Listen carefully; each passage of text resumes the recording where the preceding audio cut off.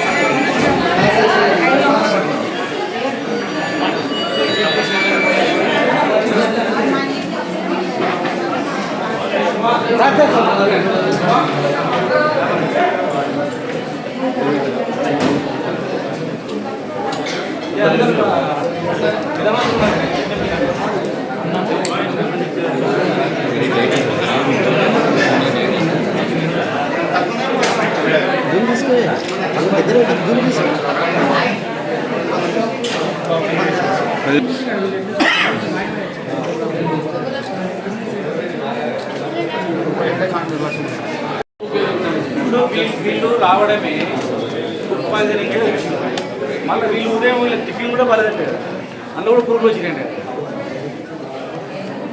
ఉదయం టిఫిన్ తిన్నారు తెచ్చేదండి ఏముంది కదా వైట్ పురుగులు అండి వీళ్ళ టిఫిన్లో వీళ్ళు రావడమే ఫుడ్ పాయిజనింగ్ కేసు మళ్ళీ ఈడ టిఫిన్లో మళ్ళీ పురుగులు అండి అది ఉన్నది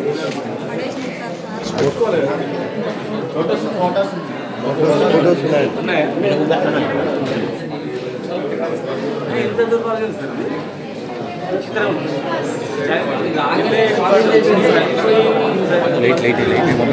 మళ్ళీ అదే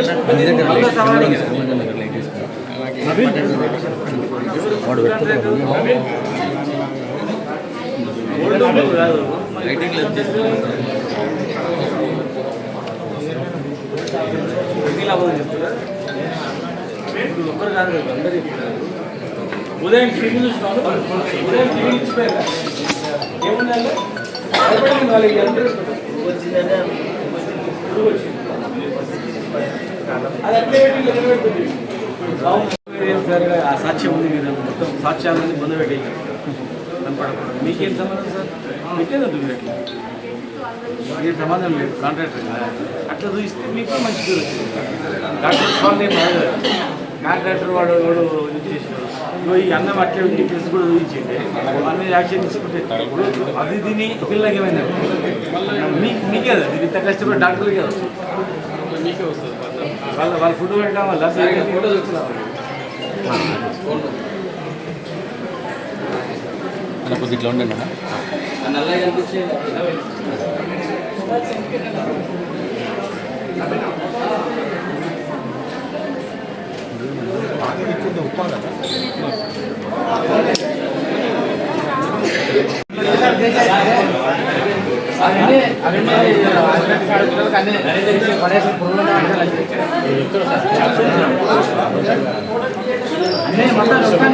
అంటే ఇక్కడ అడగాలి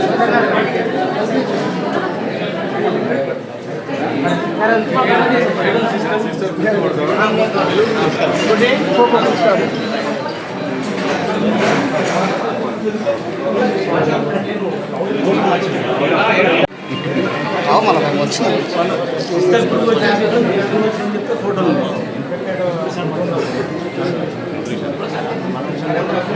అదే అది మరి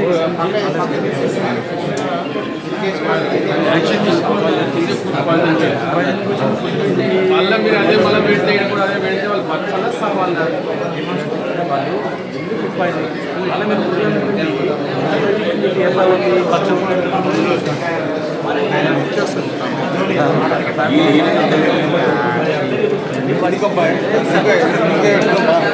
బంద్ చేయి బంద్ చేయి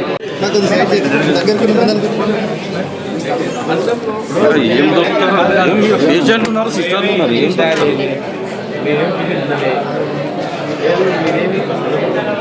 మీరేమి సంబంధం వైద్యం చేయడం డాక్టర్లు దానికి ఏంటంటే వైద్యం చేయడం మిగతా స్పాట్ ఎవరు స్పాట్ చేస్తే బాగా బాధ్యత తప్ప మీకేం బాధ్యత లేదు ట్రీట్మెంట్ చేయడం వరకే వాళ్ళు వచ్చింది ఫుడ్ పాయిజనింగ్ చేస్తే వచ్చింది అంతే కదా మరి ఆ పురుగులు మీకు కనిపించినప్పుడు అది అట్లే పెట్టేది పడేది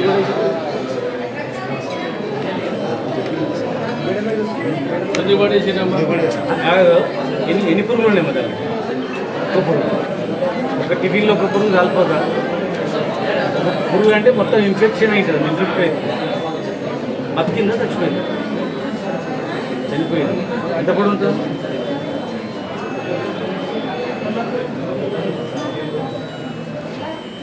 ఇప్పుడు అక్కడ కూడా ఈ ఫుడ్ పాయిజనింగ్ అక్కడ కూడా పురుగులు వచ్చిన అన్నం తినడానికి ఇక్కడ వచ్చి వాళ్ళు అక్కడ డాక్టర్ సార్ ఆడ పురుగుల అన్నం తిని ఫుడ్ పాయిజనింగ్ అయ్యి ఇక్కడికి వచ్చింది మళ్ళీ ఈడికి వచ్చిన తర్వాత రాత్రి చేయనియండి ఇప్పుడు వచ్చిన తర్వాత మళ్ళీ పురుగుల అన్నమే పురుగుల టికెట్ అయిపోయింది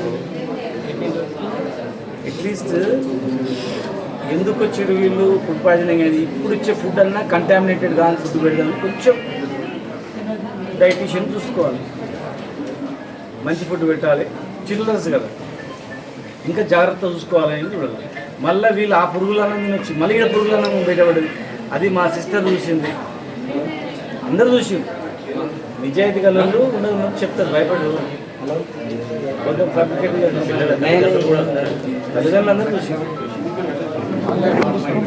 ఎంత ఘోరంగా ఉంటే రామ్మా అరే ఓమా జరిగింది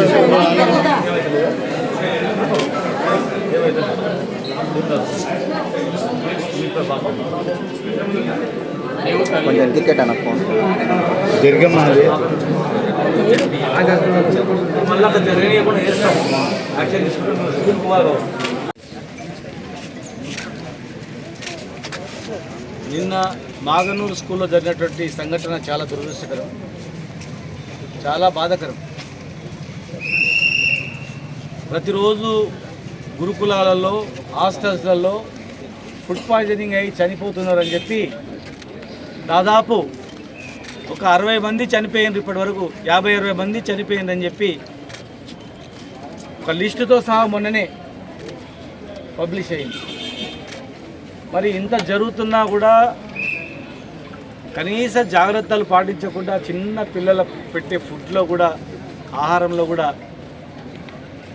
మరి దాదాపు 550 మందికి ఫుడ్ పాయిజనింగ్ అయిందంటే పొరపాటున అంతమంది చనిపోయింటే వాళ్ళ తల్లిదండ్రుల పరిస్థితి ఏంది ఎవరు బాధ్యులు అసలు ప్రభుత్వం ఉందా లేదా అర్థమైతే లేదు ప్రభుత్వం పని ఏం చేస్తుందంటే ప్రశ్నించేవాడిని గొంతు ఎట్లా నొక్కాలి ప్రశ్నించేటోడిని జైల్లో పెట్టాలి ప్రశ్నించొద్దు ఎవరు మేము ఇష్టానుసారంగా చేస్తామంటే మేము ఊరుకోం మేము ప్రజల గురించే తెలంగాణ తెచ్చుకున్నాం పేద ప్రజల బతుకుల గురించే కష్టపడి కన్న కష్టాలు పడి రేయింబగలు కష్టపడి ప్రాణాలు పోగొట్టుకొని తెలంగాణ తెచ్చుకున్నాం మరి మేము తెచ్చుకున్న తెలంగాణలో తెలంగాణ ఇంకా బాగా చేస్తామని మీరు అధికారంలోకి వచ్చి ఇవాళ ఆ స్కూళ్ళ పైన హాస్టళ్ళ పైన పిల్లలు తిన ఆహారం పైన శ్రద్ధ వహించకపోవడం బాధాకరం ఇంకా విచిత్రం ఏంటంటే 520 మందికి ఫుడ్ పాయిజనింగ్ అయ్యి దాదాపు 20 మంది 15 మంది ఈ హాస్పిటల్కి వస్తే వీళ్ళ తినే ఫుడ్లో కూడా రేపు ఈరోజు మార్నింగ్ తినే ఫుడ్లో కూడా పురుగులు వచ్చినాయి అంటే అసలు ఏమనుకోవాలి ఇలా మేమంటే ఇగో వీళ్ళు ప్రతిపక్ష నాయకులు ఉట్టేనే దుమ్మెత్తి పోస్తున్నారు అంటారు మీ ముందరనే అక్కడ నర్సుని అడిగినాం సిస్టర్ అమ్మని అడిగినాం ఏం జరిగిందమ్మా అని ఈ పేషెంట్లు ఎవరంటే వీళ్ళు ఫుడ్ పాయిజనింగ్ అయ్యి వచ్చిండ్రు ఇక్కడికి మరి మార్నింగ్ ఏం జరిగిందంటే వీళ్ళు తినే ఫుడ్లో కూడా పురుగులు వచ్చినాయి టిఫిన్లో పురుగులు వచ్చినాయి నేనే తీసి పడేసినాను చిన్న పిల్లలు వాళ్ళు అబద్ధం చెప్పాల్సిన అవసరం లేదు 10 సంవత్సరాలు 6 సంవత్సరాల పిల్లలు వాళ్ళు పిల్లల్ని అడిగినాం ఏమైందని ఆ పిల్లల్ని అడిగితే ఆ పిల్లలు చెప్తా ఉన్నారు ఉదయం పురుగులు వచ్చినాయని నిన్న ఏమైందంటే నిన్న పురుగులు వచ్చినాయని మరి వీడికి ఎందుకు వచ్చిందంటే పురుగులన్నం తిని మాకు ఫుడ్ పాయిజనింగ్ అయ్యి అందరం కక్కుడ కాలుకి అయిపోయి పడిపోయినాము, ఇది తీసుకొచ్చిర్రు. మళ్ళీ ఉదయం చూస్తే మేము తినే టిఫిన్లో మళ్ళీ పురుగులు వచ్చినాయి అని చెప్పి మరి ఎక్కడ పోతుంది ప్రభుత్వం? ఏం జరుగుతుంది? ఎంత కష్టపడితే ఈ హాస్పిటల్ వచ్చింది? ఇక్కడే అప్పటిదప్పుడే వారం రోజుల్లో షెడ్ వేయించినాం, కూర్చోడానికి కుర్చీని ఇప్పించినాం, వాళ్ళకు భోజన వసతులు ఏర్పాటు చేసినాం. ఆక్సిజన్ సిలిండర్ లేవంటే ఆక్సిజన్ ప్లాంటే పెట్టినాం. ఇక్కడనే 2 పెద్ద ప్లాంట్లు పెట్టి డైరెక్ట్ ఆక్సిజన్ ఇచ్చేటట్టు ఏర్పాటు చేసినాం.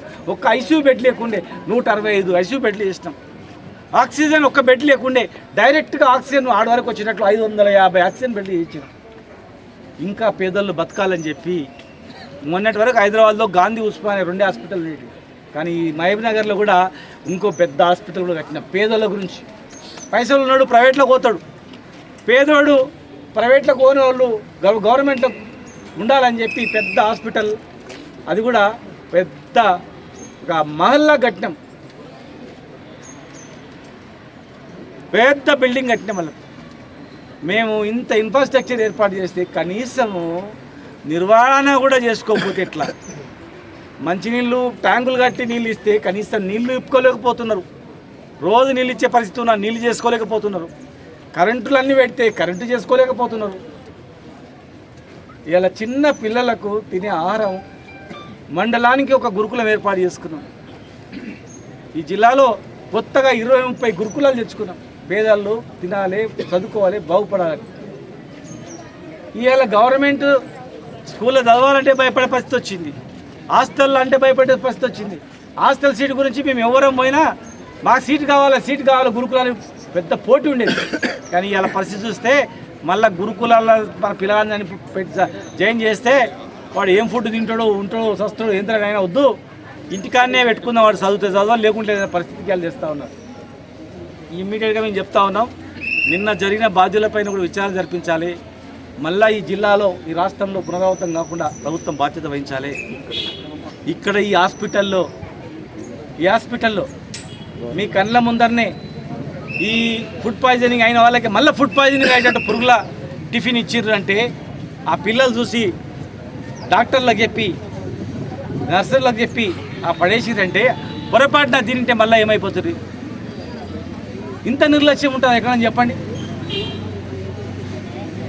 అక్కడ ఫుడ్ పాయిజనింగ్ అయ్యి ఇక్కడ వస్తే ఇక్కడ ఫుడ్ పాయిజనింగ్ అయ్యేటట్టు మళ్ళీ ఆహారం పెట్టడం కనీసం గంత జాగ్రత్తలు కూడా చూడరా?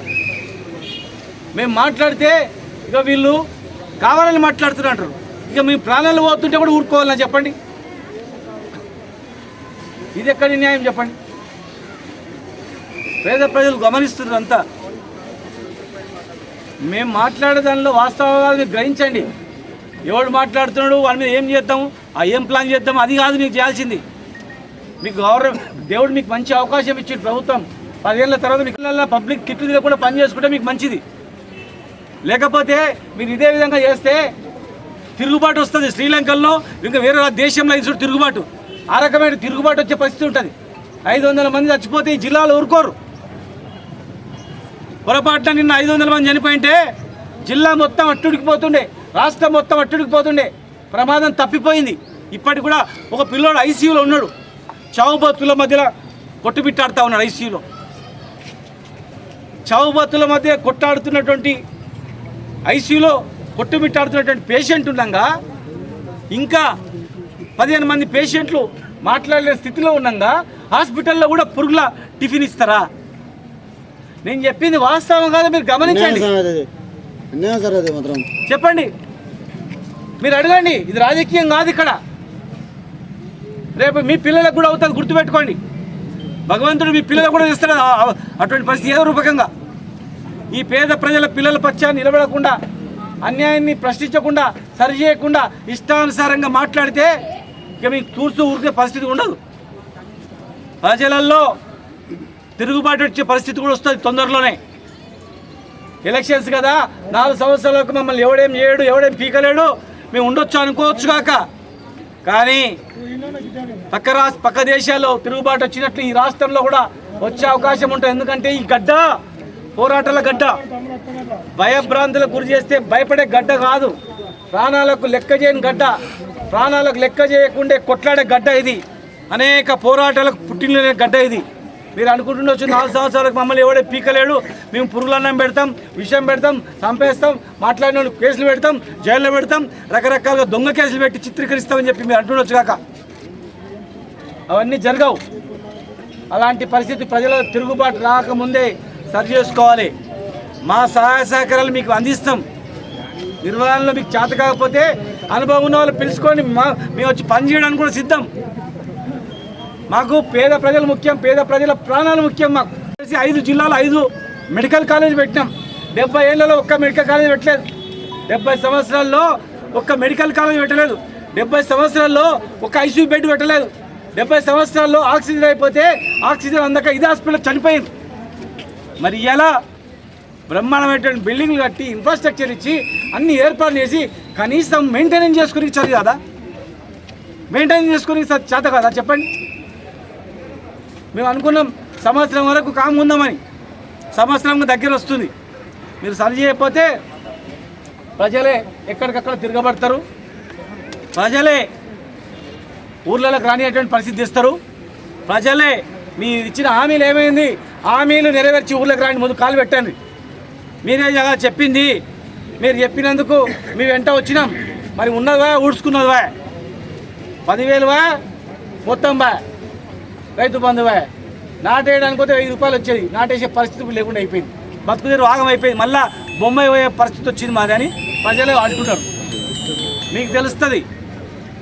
మీరు ఇదే విధంగా కొనసాగితే, మీరు ఇచ్చిన హామీలు 6 గ్యారెంటీలు అమలు చేయకపోతే భవిష్యత్తులో ఏం జరుగుతుందో తెలుస్తుంది. ఇలా నిర్బంధంల మధ్యలో నడపాలంటే ఎక్కువ రోజులు నడపలేదు. అది పద్ధతి కాదు. అది ఎవరైనా మీరు మాట్లాడేటప్పుడు వాస్తవాలు ఉంటే మీరు తీసుకోండి, వాస్తవాలు లేవనుకోండి ఖచ్చితంగా పక్కకు పడేయండి, పట్టించుకోకండి. మీరు గ్రహించండి. అట్లీస్ట్ మీరు మాట్లాడిన మాటలను వాస్తవమా కాదా వెరిఫై చేయండి. ఇక్కడ అదే పేషెంట్లకు పురుగుల అన్నం, పురుగుల టిఫిన్ ఇచ్చిరని చెప్తున్నాం. పురుగుల టిఫిన్ ఇచ్చినరా లేదా, పురుగులు వచ్చినాయా లేదా ఉదయము? ఏ పేషెంట్లు అయితే ఫుడ్ పాయిజనింగ్ అయి జాయిన్ అయినరో ఆ పేషెంట్లకు ఉదయం టిఫిన్లో పురుగులు వచ్చినవా లేదా మీరే గ్రహించండి. ఒక కమిటీ వేయండి. ఆ పిల్లలను అభం శుభం తెలియని పిల్లలను అడగండి, పిల్లల తల్లిదండ్రులు అడగండి. పోనీ పిల్లల తల్లిదండ్రుల మీద పిల్లల మీద మీకు నమ్మకం లేకపోతే కనీసం డ్యూటీలో ఉన్నటువంటి ఆ నర్సులను వాళ్ళని అడగండి. పుణ్యానికి పెడుతున్నారు రైడా, పుణ్యానికి దానం ధర్మం పెడుతున్నారు. టిఫిన్ డబ్బులు ఇస్తున్నాం కదా, దాన ధర్మానికి బిచ్చం వేస్తలేరు. మంచి ఫుడ్ పెట్టాలని చెప్పి బ్రహ్మాండమైనటువంటి ఫుడ్ డైట్ ఛార్జీలు పెంచి ఇచ్చినాం. మస్తు పైసలు ఇస్తున్నాం వాళ్ళకి, పేదలకు మంచి ఫుడ్ పెట్టమని. మీరేం జైల్లోకి ఎవడు పెడతలేడు ఇక్కడ. ఈ పేదవాళ్ళు కడుపు నిండా తినాలని చెప్పి పేషెంట్ అటెండర్ కూడా పెట్టాలని చెప్పి మేము నిబంధనలు ఇచ్చినాం. ఒక్క ప్రాణం గిట్ల ఏమైనా అయిందంటే మాత్రం మేము మాత్రం ఊరుకోం. ఆ ప్రాణానికి ముప్పు వచ్చిందంటే మాత్రం ఖచ్చితంగా ఎట్టి పరిస్థితులు ఊరుకోం. రామ్మోహన్ రెడ్డి గారు నిన్న పెళ్లిలో అక్కడ దూర ప్రాంతంలో ఉన్న పుట్టిన రాత్రి బయలుదేరి పొద్దుగాలు రావడం జరిగింది. రాత్రి వద్దామనుకున్నాం, మరి మేము రావడం జరిగింది. మరి అక్కడ జరిగిన వివరాలు కూడా మరి మాజీ శాసనసభ్యుడు రామ్మోహన్ రెడ్డి గారు కూడా వివరిస్తారు. నిన్న మాగనూరు మండల్ హెడ్ క్వార్టర్లో హై స్కూల్లో జరిగిన విషపూరితమైన ఆహారాన్ని తిని దాదాపు 35 మంది పిల్లలు అనారోగ్యంగా పాల్పడడం జరిగింది. అక్కడున్న హాస్పిటల్లో మేము ఉన్నప్పుడు దాదాపు 1,20,00,000 పెట్టి హాస్పిటల్ కట్టించి అన్ని ఇన్ఫ్రాస్ట్రక్చర్ పెట్టించినాం. కానీ అక్కడ చేత కాలే వాళ్ళు ఇక్కడికి మహబూబ్ నగర్ పంపించడం జరిగింది వాళ్ళని. ఇక్కడికి వచ్చినాక కూడా మళ్ళీ అదే విషపూరితమైన ఆహారాన్ని ఆ పిల్లలకు పెట్టడం అనేది చాలా దురదృష్టకరం. దీనికి సమాధానం ఎవరు చెప్పాలంటే వైద్య ఆరోగ్య శాఖ మంత్రి చెప్పాలి, ఎడ్యుకేషన్ శాఖ మంత్రి ఇద్దరు చెప్పాలండి. ఏదైనా జరిగితే మట్టుకు దీనికి మన ముఖ్యమంత్రిగా రేవంత్ రెడ్డి గారు బాధ్యులవుతారు. ఎందుకంటే పిల్లలతోనే ప్రాణాలతో చెలగాడడం అనేది చాలా తప్పు. ఇది రేపటి నాడు మీకు కూడా పిల్లలు ఉన్నారు, మీకు కూడా మన్మన్లు ఉన్నారు, వాళ్ళకు కూడా ఇట్లా పెట్టి తినబెట్టండి, మంచిగా ఉంటుందో చూద్దాం. అప్పుడు మీకు తెలుస్తుంది నొప్పి అనేది. పిల్లలు అనేది దేవునికి రూపం. అది వాళ్ళు చదువుకుంటే రేపటి నాడు మన తెలంగాణకు కానీ మన దేశానికో కానీ పనికొచ్చే భారత పౌరులండి వాళ్ళంతా కూడా. వాళ్ళని కూడా మీరు ఈరోజు నెగ్లెక్ట్ చేయడం అనేది చాలా ఘోరం. అదే కాకుండా మొన్న చూస్తుంటే మన దగ్గర డిఓ గారు ఏ విధంగా పోయినారు ఇక్కడ నుంచి. ఇప్పుడు మాకు కొత్త డిఓ గారు చక్కగా లేరు, అక్కడ కలెక్టర్ గారు కొత్తనే ఉన్న డిఎంహెచ్ఓ గారు ఉన్నారంటే కూడా అది తూతూ మంత్రంగా ఏ మందులు రావు, హాస్పిటల్లో పోండి ఏది ఉండవు చక్కగా మా దగ్గర. నాకు డౌట్ ఏంటంటే ఇవన్నీ మధ్యవర్తులు ఏమైనా దోసుకొని తింటున్నారా? అదే కేసీఆర్ ప్రభుత్వం ఉన్నప్పుడు అయితే ప్రతి హాస్పిటల్కి నెల నెల ఖర్చులు వచ్చేది, మందులు వచ్చేది, భారతదేశంలో నంబర్ 1గా నిలబెట్టిండండి అప్పుడు వైద్య ఆరోగ్య శాఖ మంత్రుల వారి ఉండి కూడా. కానీ ఇప్పుడు కనీసం వసతులు లేవు, కనీసం తిండి చక్కగా లేదు, పేషెంట్లకు తిండి చక్కగా పెట్టకుండా పురుగులు పెడుతున్నారు, వచ్చిన వాళ్ళకు వసతులు లేవు. ఇంత ఘోరమైందంటే సంవత్సరం లోపల మేము ఇదే మళ్ళీ అంతకుముందు 70 ఏళ్ళు కాంగ్రెస్ పాలన ఏ విధంగా మళ్ళీ అదే విధంగా వచ్చి పడ్డది మన కర్మకు. కానీ దీనికి ప్రజలే రేపు నాడు బుద్ధి చెప్తారు. కానీ ఒకటి మీతో కోరుతున్నా, పిల్లలతో చెలగాట మారితే రేపు మీ భవిష్యత్తులు ఉండవు. మీరు ఊర్లో పోటీ కాదు కదా, మీరు ఇంట్లోకి బయటికి కూడా రారు. ఇది మాత్రం ఖచ్చితంగా చెప్పగలుగుతాం. రోజులు ఎక్కడైనా జరిగింది అట్లా మేము పోయి తిన్నాం, మేము పోయి కూర్చొని ఊర్లలో పోటీ హాస్టల్లో పోటీ కూర్చొని భోజనాలు చేసి వచ్చినాం. ఇప్పుడున్న ముఖ్యమంత్రి గారు ఏం చెప్పిండు, ఉన్న ఎమ్మెల్యేలకు పోయి నిద్రలు చేయండి అని చెప్పిండు. ఏం చేసి నిద్రలు చేసి వీళ్ళు పండుకొని వచ్చిర్రు, అంతేగాని అక్కడ ఏమైనా తినొచ్చిర్రా, అక్కడ ఏమైనా చూసిర్రా, దానికి ఏమైనా అవసరపడితే డబ్బు ఇచ్చి దాన్ని బాగు చేసిండ్రా? ఏది లేదు. నీళ్ళ వసతి చక్కగా లేదు. మేము ఉన్నప్పుడు మిషన్ పగిలిన నీళ్ళు ప్రతి ఒక్క గ్రామంలో ప్రతి ఒక్క స్కూల్కి పంపిణీ చేయించినాం. అట్లా ఇప్పుడు నడుస్తుందా? అది చక్కగా లేదు. ఈరోజు పిల్లలకు పుస్తకాలు కానీ టైంకు టీచర్లు కానీ ఎవరు చక్కగా లేరు సార్ వాస్తవంగా చెప్పాలంటే. దీన్ని ప్రభుత్వం గ్రహించాలే. ఆ శాఖ మంత్రులందరూ కూడా స్పందించి ప్రతిదీ గాడిలో పెడితేనే రేపటి నాడు మీకు ప్రజలు హర్షిస్తారు, లేకపోతే ఊర్లో పొండి కూడా తిరగలేరు మీరు. అది మాత్రం ఖచ్చితంగా చెప్పగలరు. ధన్యవాదాలు.